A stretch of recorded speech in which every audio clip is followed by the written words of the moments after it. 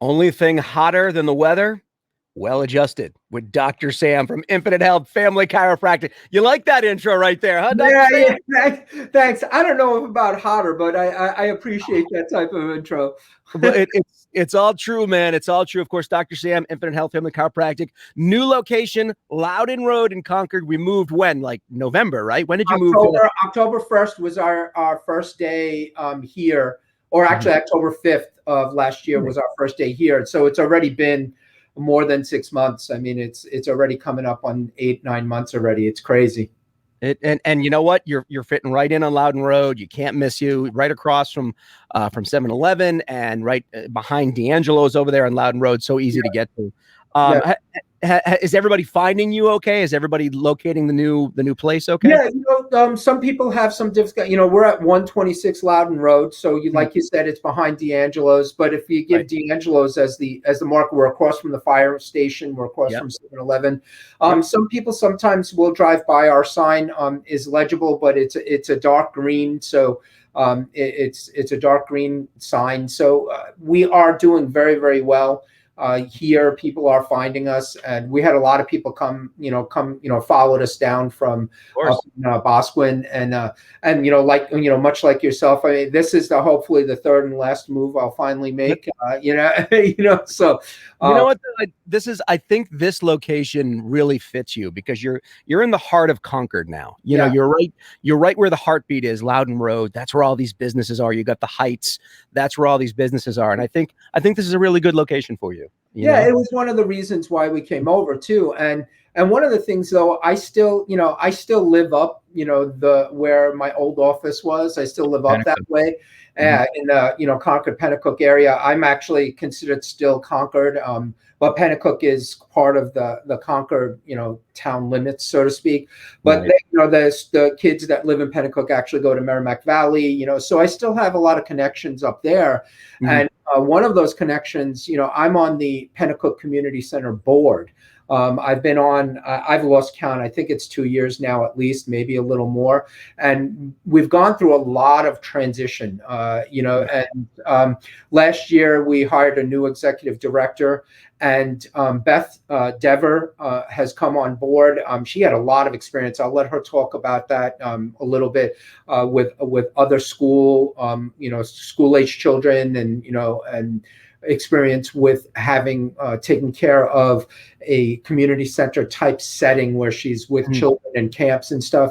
And I have to tell you, I can't compliment or give her enough kudos for what she has accomplished in the short time she's been with us at the Cook Community Center. And she's actually taking time out of her day. Her first day of camp is today. So she's a little, disheveled and running around. And she was like, I would love to get on. And I was like, okay, you got 20 minutes. So I would like to, let's go. And let's bring her on and just let her talk a little bit about herself, her experience, and tell us what to expect and what's going on at Penacook Community Center. How are you, Beth? Thank you so much for joining us here today. Hi, Nazi. Hi, Dr. Sam. Thank you very much for a great introduction. Oh, you're welcome. It's so worth it. And this is great too. Like Dr. Sam said, today, the first day of camp. And as I know this is radio, but Beth has this big giant smile on her face, and let's come back in a few weeks when summer's almost over. That's going to be like, is it time for vacation yet? I bought popsicles for everybody today just to keep them going. That's awesome. All right. So before we get into anything else, tell us a little bit about what you do at Penacook Community Center, Beth. Sure. I'm the executive director, and the Penacook Community Center is a community center for wellness and health, and from babies all the way to seniors. We offer programming, childcare for babies to preschool. We do a before and after school program for our elementary school kids, and a vacation camp and summer camp for elementary and middle school kids. Our senior program, we have an incredible group of seniors that works with our coordinator, Kristen, that they have weekly activities. They do trips. Before COVID, they would travel everywhere, and we're slowly bringing those back now.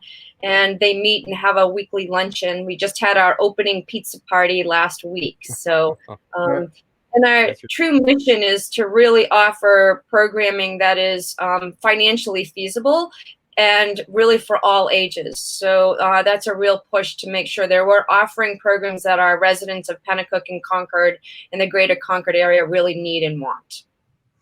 Right.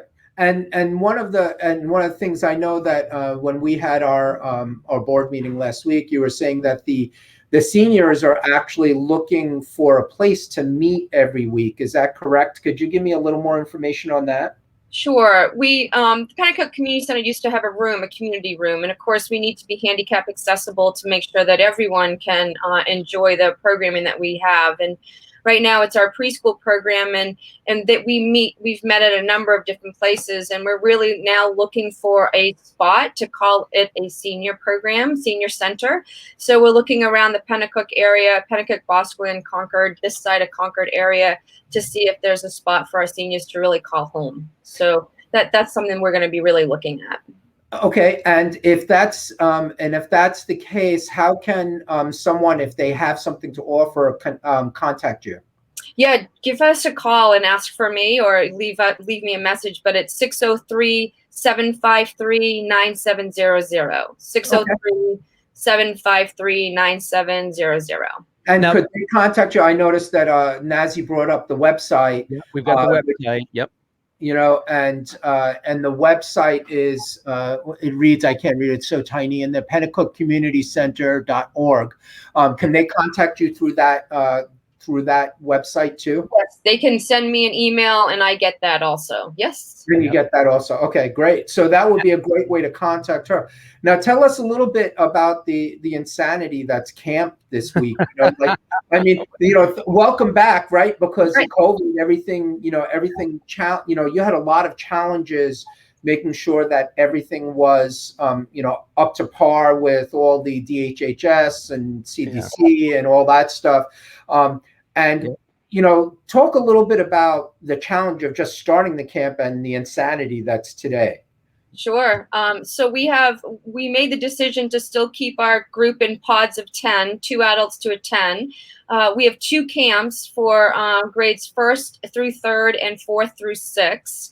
And we're finding that we have added some of our field trips back, and we're realizing that some of our field trips, they have some guidelines, a 1-to-5 ratio coming into different seat centers. So we're glad we made the decision that we did to have a little bit more staff like we did last year.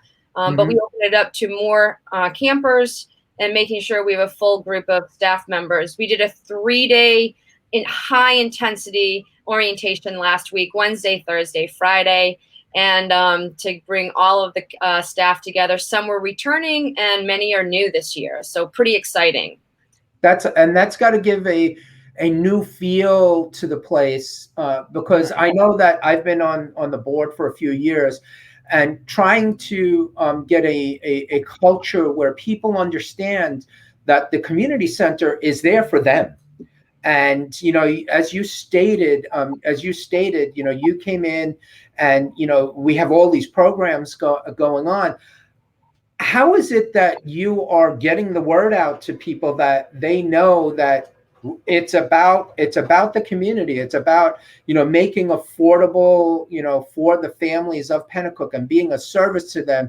And what is it that this community center does to differentiate itself from, say, some of the other programs that are in the area? Sure. I think one of the big things when I interviewed for the position, it was really to sort of rebrand and re-energize PCC and find voices in the community about what they really were looking for. So I think first off, it was to change culture here at PCC, to have every staff member feel empowered to listen to the community and bring it to my door to say, this is something that I heard that we might want to add, or this is a need. I also made sure that I started jumping on a number of greater Concord area programs and organization meetings so that I could understand the community better and to see where the needs and services are for our families and our residents. I think that it's extremely important to get feedback while it's going on. So feedback from parents during childcare activities along with school age. summer camp. So really evaluating from staff all the way to kids, because kids' voices are extremely important also. So that's been a real push, and especially during this winter with COVID and a number of shutdowns that we had to do and go through. It was still trying to make sure that people felt my email, my phone number, it was open, and we could talk things through. And that's, I think, one of the distinct characteristics that you have as an executive director is your openness to the change, your openness to the communication and being available for the staff. Having, setting the guidelines or the clarity that is necessary for a successful community center. And also I think the differential is you don't have anything like that up in Penacook, Boscawen, that upper Concord area. And for people that are down, where I am in the heart of Concord, a Boys or Girls Club or a YMCA might be a good place to be, but being able to have something that's more local, and having a community center that's open to the communication that you have talked about is very, very important. Is very important. And your history, like you worked at was it a community center or a childcare center that gave you that sort of experience? Sure. Yeah. I worked 10 years at the other nonprofit community center in the state of New Hampshire as the executive director at the Bristol Community Center. So 10 years, very similar, all ages, all programs, summer camp, what it really meant to be part of a regional, not just one town, but regionally. We have a number of families that come from the different towns or different areas. So that was 10 years. And then 15 to 20 years in education, which was K through 12, before and after and summer. So all of programming for K through 12. So I then went nationally, but it was, I really missed the, being there with the families and the kids and really the residents of an area. So wanted to come back from DC and moved back to New Hampshire to do what my love and passion really is about. That's awesome. That's awesome. And go ahead, Nazi, do you have something? Where are you from originally in New Hampshire? Where did you I grew up in Meredith, and then I raised my children in Newfound in Bridgewater. Yeah. And then you moved to DC and you came back. I mean, that's pretty amazing. Yeah. My parents are still here, and my adult children are here. So. Right.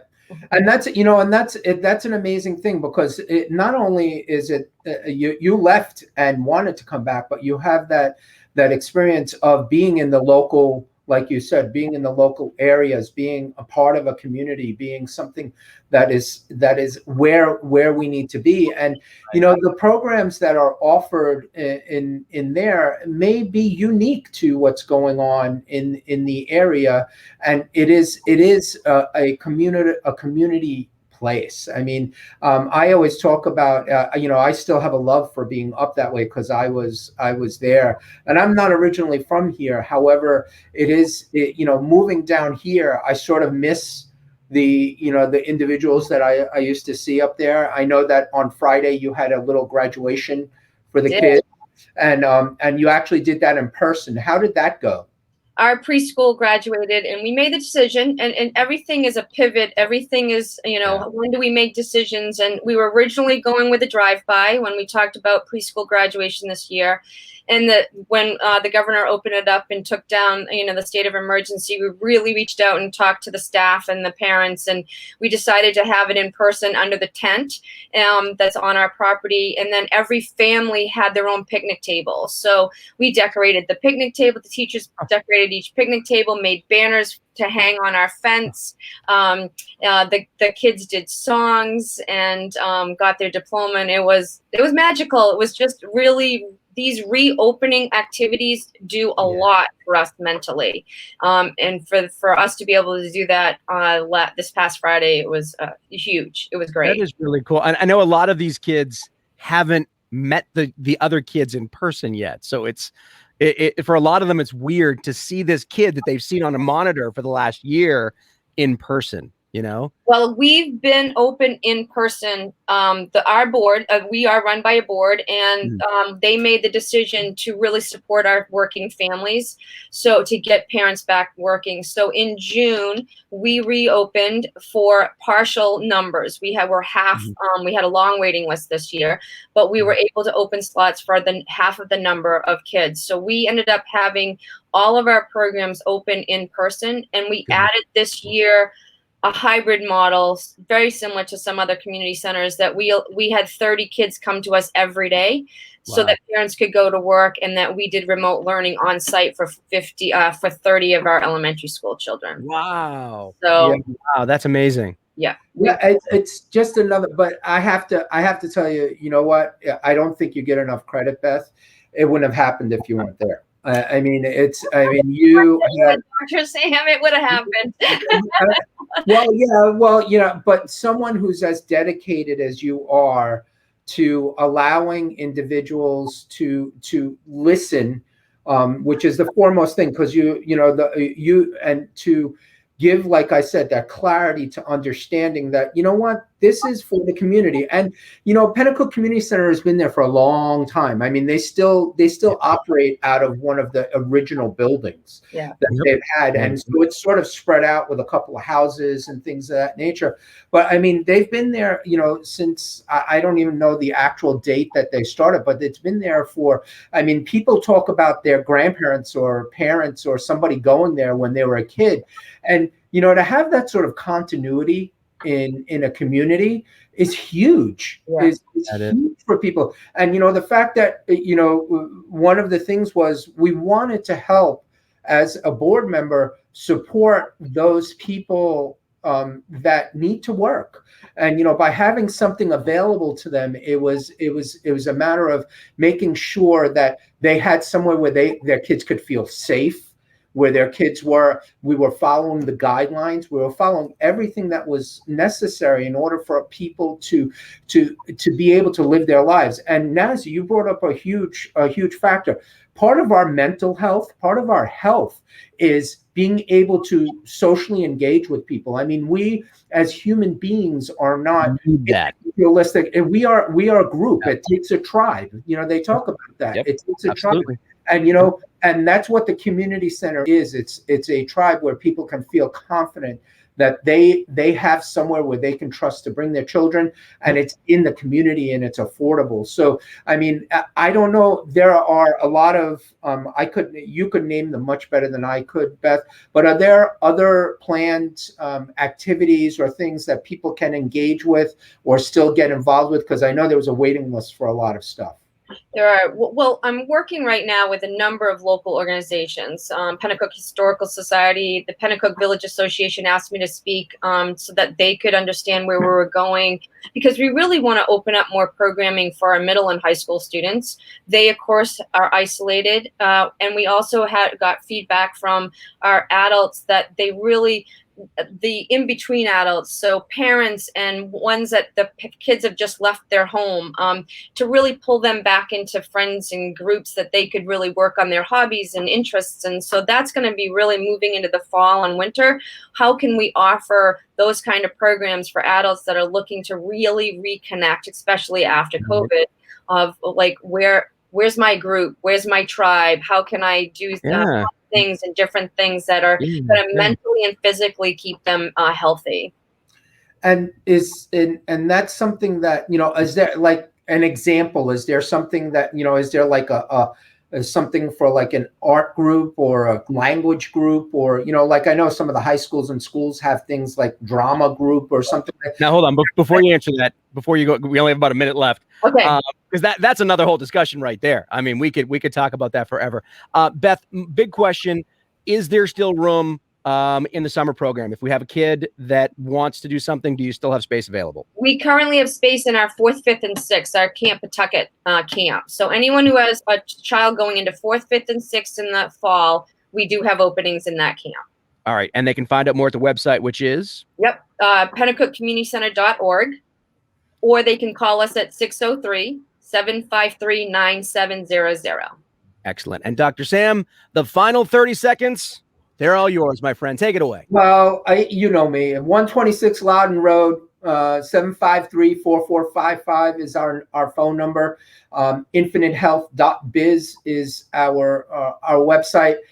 You know, I do this to bring forth the community and allow people to connect. And I just hope people are connecting with Beth so that we can get more opportunities at the community center for those in that area.